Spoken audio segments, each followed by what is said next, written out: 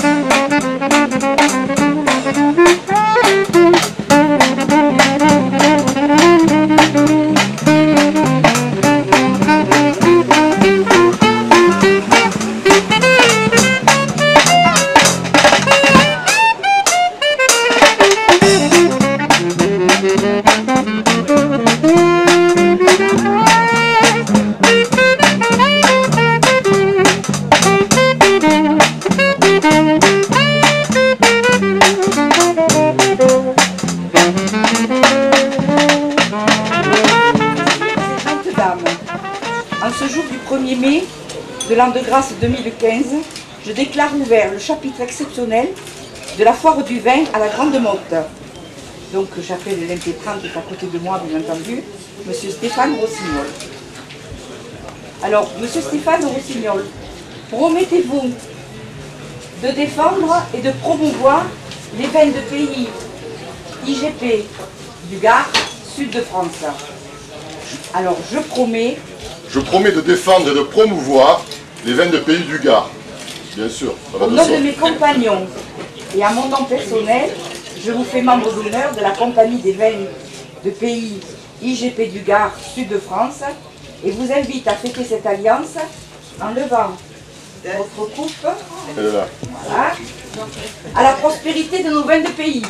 À la prospérité de nos vins de pays. Hein. Voilà. Alors, j'ai quand même quelques mots à dire sur l'impétrant. Ah, ben,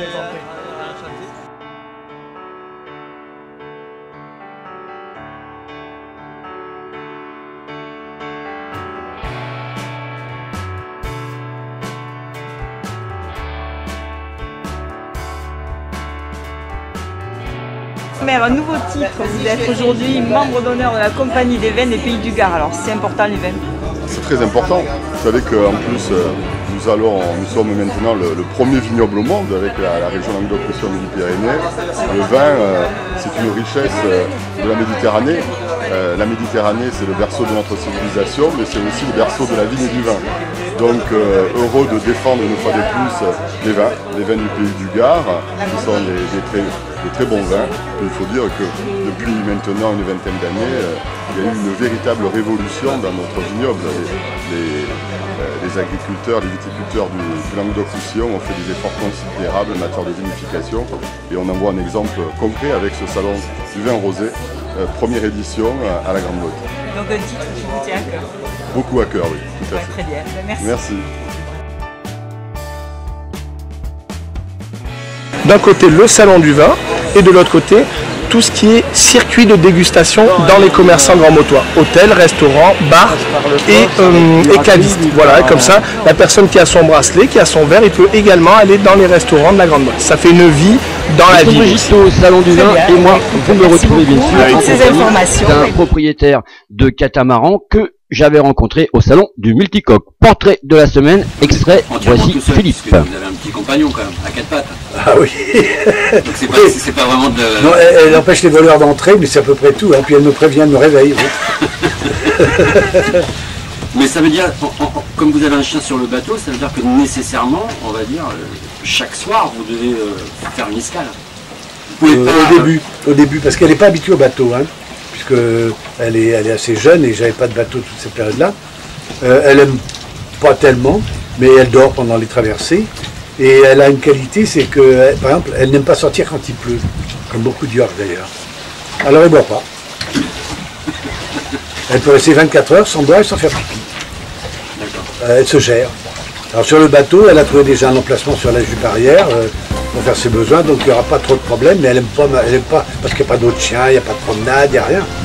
Mais bon, je ne peux pas la laisser, puis elle ne me laisserait pas. Et le petit York, il a quel âge 10 ans. 10 ans, bah oui. Ouais, ça c'est... On se connaît bien. Il connaît tout. Elle en connaît même plus sur moi que moi sur moi. Mais bon, non, à part ça, je pars avec des équipiers quand même. Alors les équipiers, ce sont des amis tous. Ils viennent pendant une période. Il se relaie, non, je peux naviguer tout seul sur ce bateau, puisqu'il est étudié pour ça. Mais je fais des escales et puis j'attends des équipiers pour faire des escales. Alors les escales plus longues, je prendrai des équipiers qui sont à la retraite déjà et qui ont du temps. Alors j'ai quelques amis qui attendent avec impatience que je leur donne le signal de départ. Oui.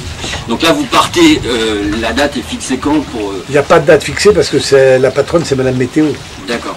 Alors autour du 10 mai, c'est-à-dire la semaine prochaine, enfin à la fin de la semaine prochaine, au début de la suivante, mais il faut une couverture météo parce que là en ce moment c'est le baston tous les 2 jours et j'ai pas envie de... Je suis pas pressé, je vais pas au bureau le lundi matin. D'accord. Donc je prends mon temps, je partirai quand il fera bon et que j'aurai une couverture météo. Ma première escale, ce sera Palma de Majorque. Il faut compter 1 jour et demi à 2 jours suivant le vent. D'accord. Ensuite, la deuxième étape, ça sera le sud-Espagne. Alors là, c'est à choisir, ça dépendra aussi des vents. Après, Gibraltar pour faire le plein de gasoil parce que c'est taxé. Et après, le sud-Portugal, d'Algarve, où je pense passer l'été. Et j'attendrai les alizés, c'est-à-dire septembre, octobre, novembre, suivant les années. Je verrai comment ça se passe. Et si c'est pas bon, moi j'irai verner à Lisbonne. S'il n'y a pas d'alizé ou si ça se rend mal, parce que la météo est un peu détraquée ces temps-ci. L'année dernière, on a eu du gros temps tout le temps, ou presque, 1 jour sur 2 pratiquement. Et cette année, c'est pas mal parti. Hein. Hier encore, il y avait 40-45 nœuds de vent, et là, j'ai pas envie de prendre des coups pour rien. Mais ouais, non, mais tout à fait. Ouais. On est plus confortable à 20 nœuds de vent, à 15-20 nœuds de vent, c'est l'idéal. D'accord. Eh ben, du coup, on va suivre un petit peu, on va essayer de suivre votre voyage, parce que, oui. comme un accord en commun, si on va pouvoir peut-être s'échanger des images de façon à ce qu'on puisse participer aussi à cette petite aventure. Et puis pourquoi pas, peut-être, ne sait-on jamais, si vous revenez sur la Grande Motte ou si nous on est près de l'Espagne, pourquoi pas, qu'on puisse se revoir encore une fois pour faire un petit point et puis avoir votre ressenti sur cette... Où je resterai plus longtemps, c'est dans l'Algarve, hein, au Portugal Sud. Là, j'y resterai 3-4 mois. D'accord. Pas pour défiscaliser, hein, parce que c'est un joli coin que j'ai pas pu aller visiter à l'aller. J'ai envie de visiter longuement cette année. Puis j'ai des amis qui vont me rejoindre et que j'emmènerai promener dans les sables de l'Algarve. C'est très agréable, c'est très joli. Donc là, c'est vraiment l'envie de voyage, de... Ah oui. Ah bah de toute façon, oui.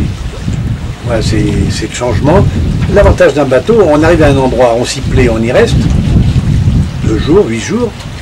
Même Lisbonne, je suis resté 9 mois. Mais on peut partir le lendemain si ça ne nous plaît pas. C'est l'avantage.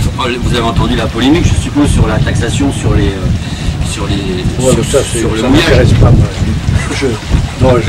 J'ai rien à en dire. J'ai rien à en dire. Ça dépend des maires. Alors les maires ils font ce qu'ils voudront. Mais c'est stupide. Enfin, c'est invraisemblable. Mais enfin j'ai entendu mieux. Oui, j'ai entendu dans une baie, un village, une petite ville, qui a décidé de mettre une tonne pour recevoir les gros bateaux de touristes, là, les 300 mètres. Les 300 mètres, les bateaux de voyage. Et il veut installer une tonne pour la marée, parce que le bateau a dit, moi je veux bien venir, mais je veux pas, j'en ai marre de mettre mon ancre, et puis en plus ça abîme les fonds. Bon d'accord, on va mettre une tonne. Et le maire a dit, bah, je vais le faire payer aux plaisanciers.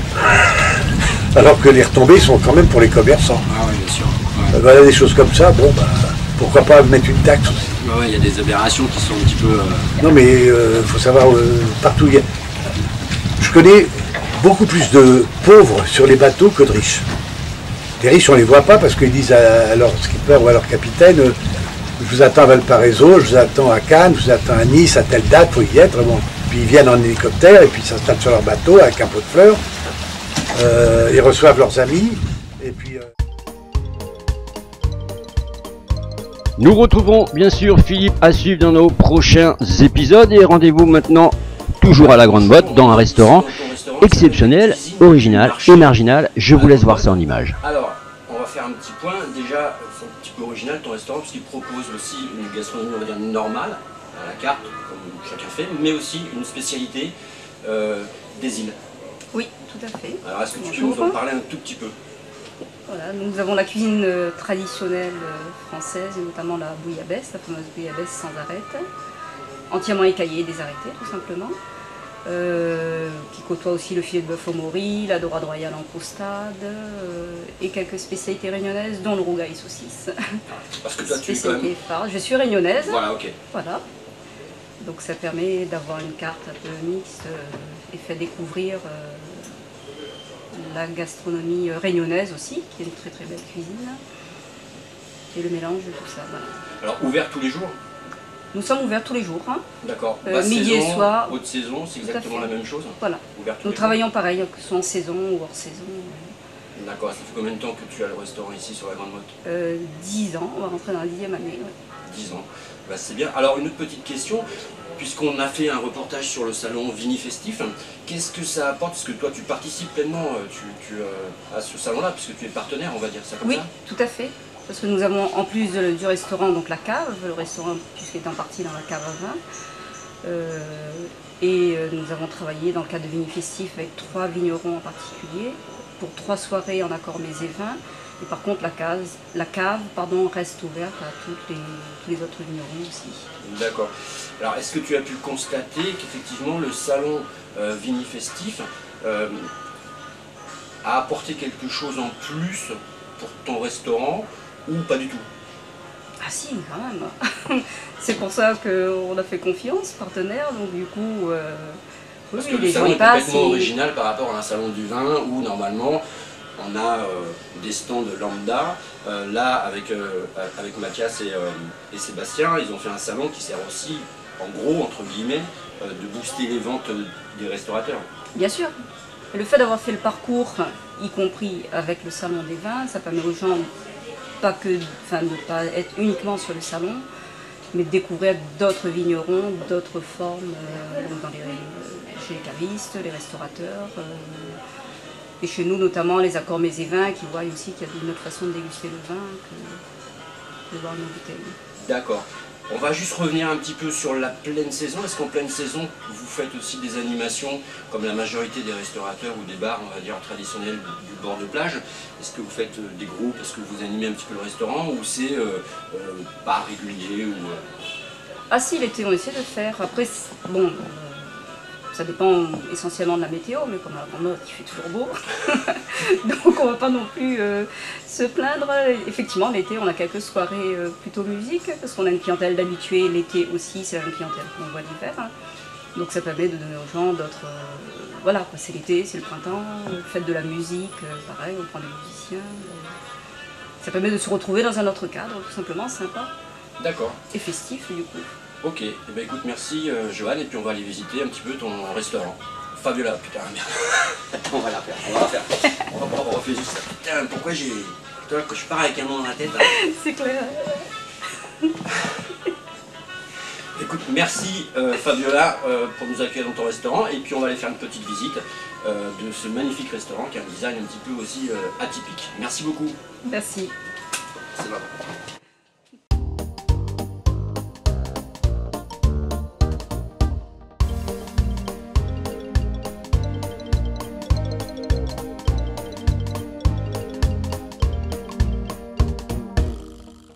Bonjour Pierre, donc vous êtes concessionnaire Beneteau à la Grande Motte. Vous organisez aujourd'hui un événement, est-ce que vous pouvez nous en dire deux mots? Oui, bien sûr, bonjour.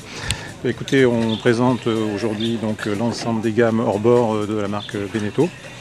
Donc l'ensemble des gammes, c'est-à-dire la gamme Flyer, qui est une gamme polyvalente qui permet d'exercer tous les loisirs nautiques courants, ski nautique, balade à la plage, etc. La gamme Antares, qui est la gamme, on va dire, traditionnelle pêche-promenade. Et la gamme Barracuda qui est constituée de bateaux plus pêche sportive. Donc vous êtes exclusivement sur la Grande Motte ou vous couvrez une grande zone? Non, alors on est effectivement distributeur exclusif pour la zone 7, donc jusqu'à Port-Camargue, Sainte-Marie-de-la-Mer. Très bien, eh bien, écoutez, merci beaucoup. Le temps vous contrarie pas un petit peu? Aujourd'hui un petit peu nuageux et demain et après-demain, a priori beau temps puisque nous sommes là pour tout le week-end. Donc c'est pendant 3 jours votre événement? 3 jours, et exactement. sur 3 jours, il n'est pas que aujourd'hui le 1er mai. Pendant 3 jours.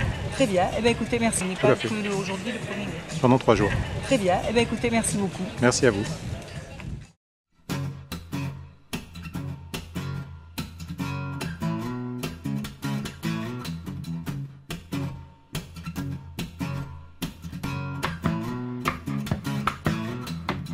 It might seem crazy what I'm about to say. Sunshine, cheers here, you can take a break. I'm a hotel balloon that go to space. With the end, like I don't care, baby, by the way. Cause I'm happy, clap along if you feel like a room without a roof. Clap along if you feel happiness is the truth.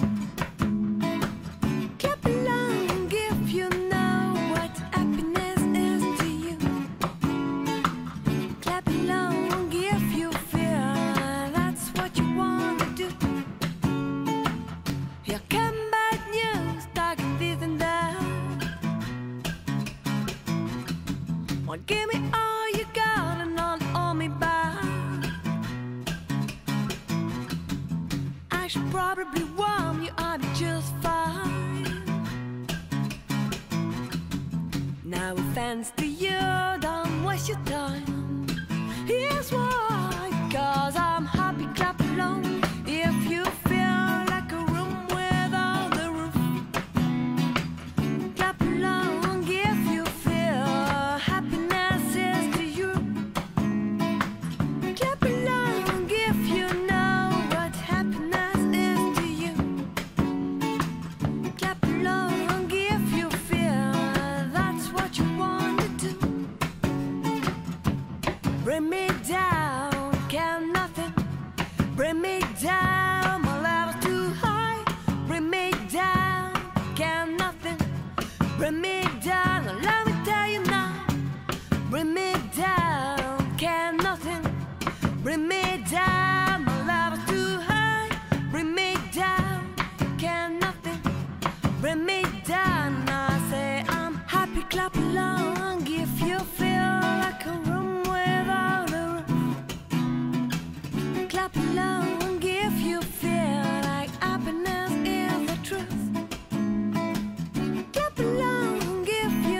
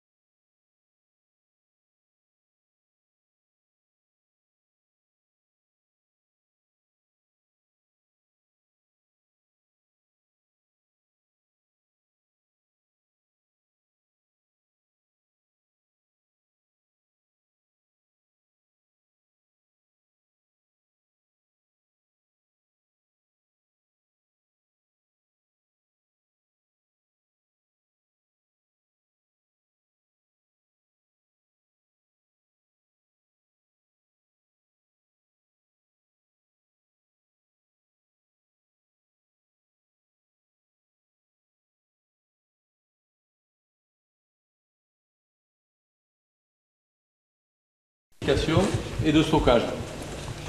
C'est-à-dire vinification parce que nous avons des cuves qui sont quand même sur fond avec des portes suffisamment hautes pour rentrer des raisins à l'intérieur. Parce qu'il faut savoir qu'une fois qu'on a enlevé le vin, les raisins se trouvent à peu près à ce niveau, donc on arrive à faire un trou et puis sortir les raisins après pour décuver, qu'on appelle. Voilà. Et après, l'autre côté, par contre, c'est des cuves de vinification qu'on va aller voir. Cuves de vinification inox pour vinifier des vins rouges. Elles ont un fond incliné pour permettre justement les décuvages automatiques et non plus manuels comme c'était ici. Voilà. Et donc, vous êtes spécialisé dans le vin rouge ou vous faites... Alors, chaque propriété un peu a ses spécialités. Ici, nous faisons quand même pas mal de vin blanc, un tout petit peu de vin rosé et beaucoup de vin rouge. Et sur le domaine de Figueras au Grau-du-Roi, qui est dans les sables, nous faisons essentiellement des vins gris. Gris de gris, quoi. Ça doit représenter les 90% de vin gris de gris, quoi. Et très peu de blanc et très peu de rouge. Voilà. C'est vraiment spécialisé. Ça vient du sol? C'est le terroir des sables. L'identité des sables, c'est vraiment de faire des vins légers, aériens, qui sont très fruités, très aromatiques. Ce qui fait que donc on privilégie les sables qui sont plus ces porteurs. On a fait notre identité là-dessus. On va certainement passer en AOP prochainement. Donc dans les sables, ça va faire une appellation régionale supplémentaire. Et on a privilégié vraiment, l'AOP ne sera que sur le gris. Il faut savoir, on ne pourra pas faire du rouge, du blanc et du gris, ce sera que du gris. Et voilà. Vous me disiez que sur le Grau-du-Roi, vous étiez en... On est en culture biologique sur le Grau-du-Roi, voilà. Depuis environ 8 ou 10 ans, mais on l'a authentifié depuis 8 ou 10 ans, mais c'est quelque chose qu'on faisait déjà auparavant, on a toujours travaillé comme ça. Voilà. Alors là, vous êtes sur l'atelier de pressurage et de réception de lavage. Si vous voulez, c'est plus facile. Nous avons donc pressoir pneumatique très moderne, un égrappoir, un conquet égrappoir pour éviter justement les rafles et ça permet d'enlever les rafles et ça évite les goûts à passer. Voilà. Alors, donc il n'y a que les graines qui vont un égrappoir, c'est la séparation de. Vous avez une grappe, c'est la séparation de tout ce qui tient les graines, donc toute la rafle. Okay. On va enlever la rafle et on va conserver uniquement les grains. S'il y a des feuilles, des bouts de sarment, des pétioles et des morceaux de grappe, ils vont être séparés, ils remonteront par ce truc-là, par ce tapis. Okay. Et dans le pressoir ou dans les cuves, il n'y aura que des grains. Que des graines de raisin. Voilà. Ce sera très propre, ce sera nickel, le ménage impeccable. C'est obligatoire de faire ça ou c'est un plus que vous avez dans votre propriété? C'est pas obligatoire, mais de plus en plus quand même les gens le font parce que sinon on retrouve après des goûts d'amertume, des choses qui sont indésirables. Ça a changé le goût du vin. Des choses qui sont quand même indésirables. Ouais. Voilà. Enfin, oui, ça a changé, ça apporte une qualité indéniable. Et votre raisin, c'est quoi? Alors nous avons ici, plusieurs cépages. Nous avons beaucoup de Merlot, de Cabernet Sauvignon, Cabernet Franc, de la Syrah. Ça c'est les cépages essentiels du vin rouge. Et après nous avons pour les vins blancs, Chardonnay, Viognier. Sur les sables nous avons des Marsanne Roussanne. C'est très diversifié tout ça. Des Vermentino aussi, qui est un cépage d'origine italienne. Voilà, qu'on retrouve beaucoup en Corse. Voilà, c'est à peu près l'éventail des cépages que nous avons. Après, nous avons planté aussi un peu de Marcelin, qui est un cépage intéressant que nous avons intégré dans la cuvée du Centenaire, dont on parlera tout à l'heure. Voilà, ça fait déjà un gros éventail de cépages. Et vous disiez qu'il y a quelque temps, vous faisiez aussi des pêches, des pommes, et que oui, vous avez arrêté pour vous spécialiser dans le vin. Il y a eu une période, si vous voulez, le vin a toujours eu dans le temps des hauts et des bas. Et quand il y a eu des bas, ça a poussé à dire on va se diversifier, donc ça a voulu dire plantation de pommiers à une époque, plantation de pêchers ou d'asperges ou d'abricotiers même. Mais depuis environ les années 85-90, on a décidé, si vous voulez, de se lancer à fond dans le vin et dans la commercialisation, c'est-à-dire d'aller au bout de la chaîne, c'est-à-dire de faire son propre vin vraiment. On faisait déjà son propre vin, mais on travaillait uniquement avec les négociants, on ne faisait pas de vente directe. Voilà. Alors que là, on est parti complètement dans la vente directe et disons, ça a obligé à être monoculture, parce que sinon après on ne pouvait plus gérer les choses de la même manière. Voilà. Au moment où on avait beaucoup de commerce, les fruits arrivaient, donc c'était contraire au bon fonctionnement de la propriété. Alors depuis, donc, vous êtes complètement dans la qualité et grâce à ça, vous gagnez bien votre vie, toute votre famille gagne bien sa vie. Ben là, oui, nous on est installés depuis... Moi j'ai fini mes études en 83, mes études de BTS Vitier-Hainaut, et à partir de là, on a vraiment changé, révolutionné un peu tout l'atelier vinification, on a investi dans du matériel plus compétitif, on a replanté des cépages améliorateurs, il y a eu un gros travail de fait, hein, beaucoup d'investissements. Et après, bon... Mais ça retombe, vous avez des retombées positives. Là, nous, on a été parmi les premiers qui sont allés de l'avant dans la région. Voilà. Et ça, quand même, on a été reconnus. C'est peut-être plus difficile maintenant. Celui qui se lance à l'heure actuelle dans le métier, il aura peut-être plus de mal parce qu'il y a beaucoup de monde sur le marché maintenant. Il y a énormément de domaines qui se sont créés et c'est peut-être plus difficile. On voit les vins ont pris quand même de la qualité par rapport avant dans la région, c'était pas... La région a fait un boom formidable, formidable. Ils sont bien placés. La région n'a plus à pâlir de sa qualité. C'est dans les grands vins. On est la plus grande région viticole de France quand même. Le Languedoc, c'est quand même important. Voilà. C'est plus grand que Bordeaux maintenant. Et c'est meilleur. Je suis chauvin.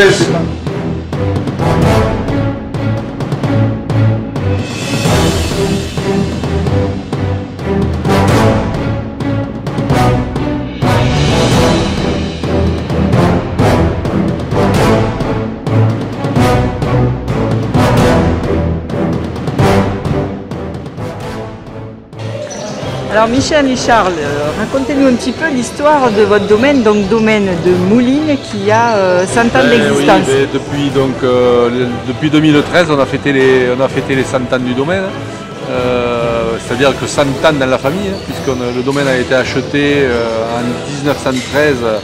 Alors c'est un peu marrant parce qu'il a été acheté comme dot de mariage, comme dot de mariage, c'était original.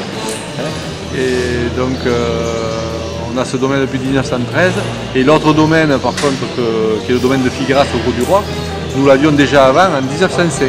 Donc c'est vraiment des domaines familiaux depuis 1905. Et à l'heure actuelle sur ces deux domaines, ce sera avec Charles la 5e génération qui va reprendre le domaine. Et donc Charles, tu fais des études pour... C'est ça, pour là je fais une licence 3 de chimie, j'ai eu mon BTS viticulture œnologie l'an dernier. Et donc l'an prochain, je vais aller à la fac d'œnologie pour passer mon diplôme national d'œnologue et donc devenir œnologue. Voilà. Tu fais ça par passion quand même. Je fais ça par passion, c'est un métier passionnant. Quand on rentre un peu dans le vin, on s'y passionne vite. Et puis moi j'ai l'impression que plus on apprend dans le vin, plus on en apprend et plus on se rend compte de ce qu'il y a à apprendre. Et plus on aime, c'est ça. Et donc là c'est le premier. Mais voilà, c'est le premier du nom du domaine donc. Voilà, c'est Léon Sétienne, il s'appelait. C'était du côté de ma grand-mère. Voilà, c'est la dot de ma grand-mère. C'est lui qui a acheté le domaine en dot pour ma grand-mère. Il a fait une bonne affaire. Voilà. Je pense. Voilà. C'était un homme d'affaires. Voilà. Il a quand même eu beaucoup de choses. Il avait acheté le Grand Travers à l'époque. Qui est quand même connu. Ah bah oui. Le Grand Travers a été revendu après parce qu'il était miné. Donc mon oncle qui s'occupait du domaine de Figueras au Grau du Roi avait été prisonnier à la guerre de 39-45 et quand il est revenu de la guerre justement mon arrière-grand-père n'a pas voulu qu'il aille retravailler sur le domaine du Grand Travers parce qu'il était miné. Il a eu peur. Et depuis quand même de grosses évolutions dans vos méthodes de vinification, de travail, dans les cépages. Disons que mon père qui lui a conduit le domaine pendant quand même pas mal de temps, n'a fait que vinifier et vendre du vin aux négociants. C'est une vinification très classique, très ancestrale, donc qui n'avait rien à voir avec ce qu'on fait maintenant. Maintenant, ce que nous faisons, c'est quand même des vins de qualité. On a replanté des cépages améliorateurs, on a modernisé l'atelier de vinification. Ça a vraiment changé. Et vous les vendez localement ou vous exportez aussi? Alors nous sommes quasiment à 70% d'export. 70%? Ah oui. On exporte énormément nos vins sur beaucoup de pays, puisqu'on est internationalement connu, puisqu'on vend pas mal sur le Canada, sur les États-Unis, le Japon, un tout petit peu la Chine, un peu bon, après tous les pays européens. Voilà. Angleterre, Belgique, Hollande, Allemagne, Pologne. Voilà. C'est assez vaste. Là, vous avez retracé. Et là, on a retracé, voilà, on a retracé, disons, toute l'origine, depuis l'origine du domaine, donc les anciens propriétaires, voilà, les anciens propriétaires, et puis tout vraiment le dévolu du, vraiment comment dire, l'historique jusqu'à maintenant. Voilà. Très bien, ben merci. Et puis, et toi, tu vas reprendre aussi? C'est votre fille? C'est ma fille. C'est votre fille, donc tu es aussi passionnée? Je m'intéresse beaucoup, mais pour le moment, je ne prends pas la direction pour reprendre le domaine, mais c'est quelque chose qui m'intéresse beaucoup, donc qui sait? Peut-être m'occuper du commerce international, qui sait? Je ne sais pas. Exact, je ne sais pas. On verra. L'avenir nous le dira. Très bien. Alors bonjour Marc, tu es chanteur et tu chantes ce soir chez Fabiola. Alors explique-nous un petit peu ton genre de musique et ce que tu as l'intention de chanter ce soir. Mon genre de musique, bien sûr, c'est les années 60-80 où tu aurais trouvé des chansons des années 60, comme je te dis, 62, 66, Michel Delpech, Christian Delagrange, Mike Brand, Johnny Hallyday, tous ces chanteurs, Claude François, où je les imite. Et ça fait retrouver. Est-ce que tu danses aussi comme des Je peux danser, je fais la salsa. Je fais la salsa, je danse. Il manque les Claudettes. T'as pas les Claudettes? Ben Brigitte, je crois que ce soir tu n'as pas Claudette. Je ne veux pas le Clodo, je veux les Claudettes ce soir. Ouais, il n'y a pas de souci. Il n'y a pas de souci. Et tu m'as dit tout à l'heure que tu imitais un des chanteurs. Moi j'étais exactement le sosie vocal de Mike Brand. C'est-à-dire que quand on est cover, on va sur Paris, on enregistre des disques parmi tant d'autres chanteurs qui ont la voix qui ressemble à Hallyday ou n'importe qui. Moi j'ai un peu l'intonation et la voix de Mike Brand. Et je faisais donc ces fameux disques où ils se vendaient, mais c'était pas le chanteur. C'était Marc. Donc quand tu chantes Mike Brand, tu le chantes avec sa voix. Les yeux fermés, c'est Mike Brand. Ah oui, ouais. C'est Mike Brand. C'est pour ça que bon. Voilà. Pour les fans de Mike Brand. Voilà. En plus c'est l'année de choix. Quand même jeune. Ouais, 28 ans. C'est bien de... 28 ans. Il aurait 68 aujourd'hui, je crois. Oui, ça fait beaucoup. Ouais. Sinon, tu fais ça, tu chantes comme ça. J'ai tous toujours les chanté, tu sais, ma première scène. C'est ton métier. Voilà, ma première scène, j'avais 18 ans ou 17 ans, ma première scène, et puis bon, j'ai fait du constant, des scènes, avec des grands orchestres, le Kinormand, Sentimental Trompette, etc. Et puis après, moi, je me suis retrouvé en solo, je me suis dit pourquoi pas chanter en solo, et aujourd'hui je chante en solo, voilà. J'ai près de 500 morceaux orchestrés. Et après tout là, je vais sur du jazz, je peux aller sur diverses chansons. Alors, tu fais ça spécialement l'été ou tu fais ça toute l'année? Alors l'été, je fais un peu, c'est vrai, je fais l'été parce que c'est la fourmi, il y a beaucoup plus d'endroits où on te demande l'été. Et l'hiver, je fais un peu comme le bourdon, un peu les anniversaires, les grandes soirées, les départs en retraite, etc. Tu travailles sur quelle zone? Je fais la moitié de la France. La moitié de la France? La moitié de la France. J'ai fait le Passino la dernière fois, pour le Nice Grande Motte, j'ai chanté. Je rechante pour les commerçants en octobre, au Passino encore. Voilà, donc je suis toujours là. Donc. Alors là, on est avant la soirée. Alors tu as des petits secrets, là, il faut que tu te concentres, il faut que tu boives quelque chose de spécial. Quels sont les petits secrets d'un chanteur? Mon petit secret à moi, c'est toujours un petit whisky. Un petit whisky? Juste avant le départ. Sans les noyaux surtout. Mais un petit whisky. Voilà. Je démarre avec un petit whisky, et puis après, non, c'est à l'eau. Quand c'est à moi à l'eau, j'ai 5 minutes de track. Mais ça, c'est une personne ou 5000 personnes, j'ai toujours eu. Et puis ça passe. Et avec les années, ça passe pas? Ça passe pas. Ça passe pas. C'est juste au démarrage ou c'est avant? C'est toujours avant. Et dès que tu as le micro, tu... Ouais, il y avait une anecdote, un jour il y a un mec qui arrive, il voit Jacques Brel, il dit moi quand je chante, j'ai pas le trac. Il dit quand tu auras du talent, tu auras le trac. C'est beau, c'est Brel qui disait ça, c'est Brel. Brel vomissait à chaque fois, hein, Brel ou d'autres chanteurs, les grands chanteurs vomissaient avant. Donc c'est bon signe d'avoir du trac. C'est un bon signe. C'est un bon signe. Ça peut rapporter beaucoup. Bon, bah, très bien. Eh bien, écoute, on va t'écouter avec plaisir. Ben, merci, puis, merci à vous deux.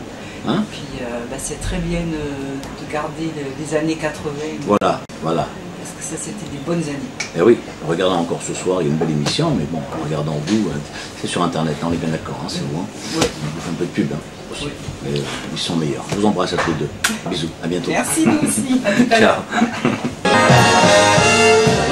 C'est une riche qu'elle a pour séduire,